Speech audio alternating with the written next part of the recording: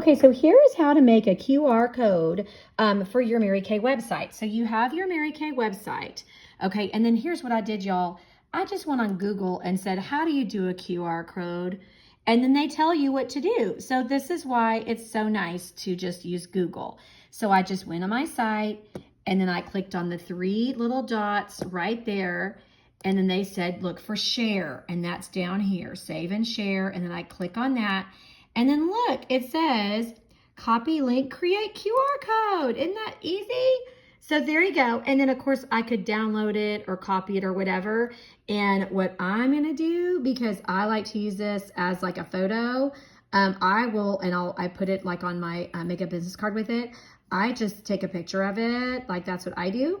And then what I do is then I will use my Pic Collage app and I do things like this. Sorry, you can see what I do.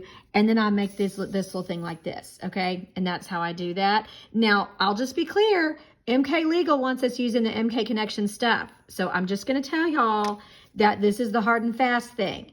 It's much better if I took off my website, so I'm not saying Mary Kay on there, okay? So this may throw up some red flags and people may not like this, but this is the hard and fast way that you could do something just quickly so that way you have a little something if you don't have a business card yet, you hadn't had time, whatever, just to give y'all a little something, or you ran out like I did, good Lord, ran out. So hope that helps.